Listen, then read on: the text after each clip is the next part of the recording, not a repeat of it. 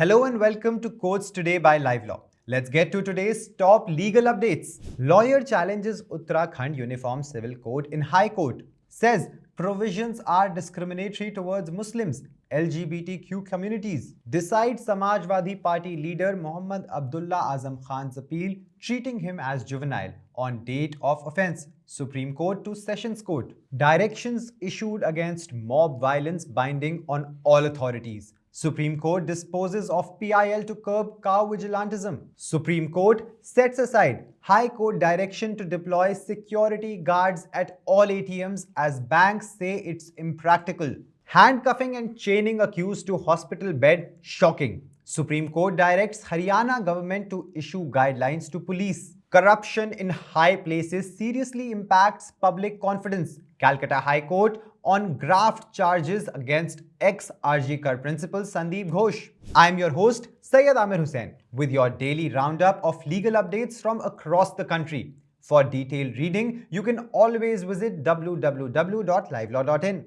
Please make sure to watch this video till the very end and do not forget to like, share and subscribe to our channel because your support means the world to us. A public interest litigation has been filed in the Uttarakhand High Court, challenging the recently implemented Uniform Civil Code, or the UCC, Uttarakhand 2024, particularly its provisions on marriage, divorce and live-in relationships. The plea argues that the code violates fundamental rights, including the right to privacy and right to life, and restricts individual autonomy in choosing marriage partners. The petition filed by a practicing advocate claims that certain sections unfairly impact the Muslim and Parsi communities by imposing Hindu Marriage Act restrictions on them, despite their customs allowing certain marriages. It also argues that polygamous marriages recognized in Muslim customs are unfairly excluded from registration under the code. On live-in relationships,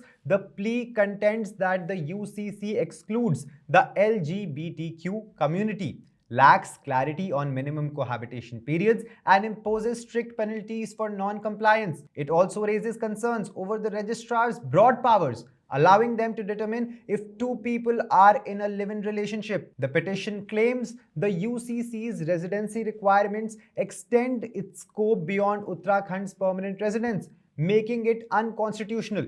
The High Court will now hear arguments on these challenges. The Supreme Court today on February 11th passed an interim order directing the Sessions Court to decide the criminal appeal filed by Samajwadi Party leader Muhammad Abdullah Azam Khan against the trial court's order convicting him of an offence under Section 353 IPC, which is assault or criminal force to deter a public servant from discharging his duty within 6 months. The court added that Abdullah Azam Khan's appeal should be decided by treating him as a juvenile as on the date of the offence. Abdullah was convicted in February 2023 by the Moradabad court and sentenced to 2 years of imprisonment along with his father for this offence during a dharna staged 15 years ago. The case against Abdullah was registered in the year 2008 for staging a dharna or protest on the state highway after their cavalcade was stopped by police for checking in the wake of an attack on a CRPF camp in Rampur. Both son and father were booked under sections 341, which is wrongful restraint, and 353 of the Indian Penal Code. In another big update coming today,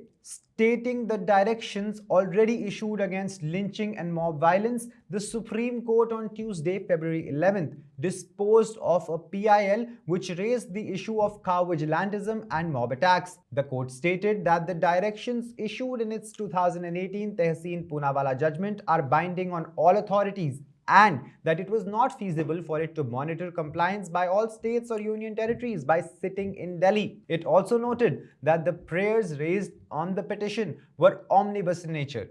A bench of Justices B.R. Gavai and K. Vinod Chandran passed the order in context of the petitioner's prayers for provision of minimum uniform amount as compensation for injuries to victims of mob lynching. It was opined that the amount of adequate compensation would differ on a case-to-case basis. To recap briefly, the PIL filed by National Federation of Indian Women, or NFIW, raised concern regarding the alleged increase in incidents of mob violence, particularly by cow vigilantes. Up next, accepting the argument raised by various banks that it was not practical to deploy security guards at all ATMs round the clock. The Supreme Court on Tuesday, February 11th, set aside the direction issued by the Guwahati High Court in December of 2013 for the security of ATMs. The High Court had directed, inter alia, that security guards should be placed round the clock at all ATMs and that only one customer can enter for one ATM at a time.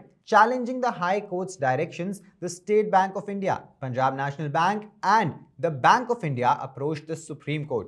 In December of 2016, the Supreme Court had stayed the High Court's directions to deploy security guards at all ATMs. Today, Solicitor General of India Tushar Mehta, representing the appellants, requested the bench comprising Justice B.R. Gavai and Justice K. Vinod Chandran to make the interim order passed in December 2016 absolute. In another big news coming from the Supreme Court, declaring an arrest illegal due to the police's failure to inform the detainee of the grounds of arrest. The Supreme Court, shocked by the Haryana police's treatment, which was handcuffing and chaining a criminal or an alleged criminal to the hospital bed, ordered the state to issue guidelines preventing such actions and ensuring strict compliance with Article 22 with rule amendments if necessary. A bench of Justice Abhay S. Oak and Justice N. Koteswar Singh recently delivered a verdict setting aside the Punjab and Haryana High Court's decision, refusing to set aside the illegal arrest of the appellant. The court was apprised of the bad and inhuman treatment given to the appellant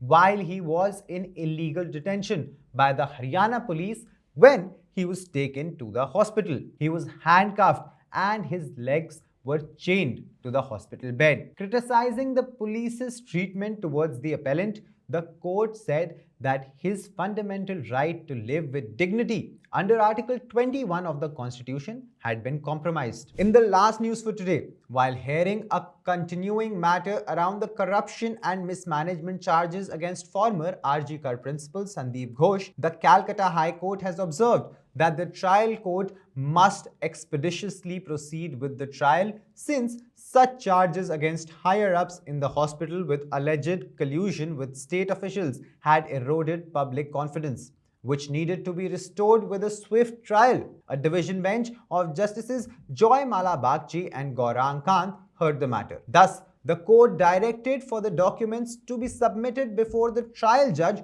who may fix a date before the hearing of the matter. To give you a little context, Sandeep Ghosh had been probed by the CBI since the High Court had transferred the probe to it from the SIT constituted by the state government. These proceedings emanated from a complaint by former medical superintendent Akhtar Ali, who had accused Ghosh of corruption and mismanagement.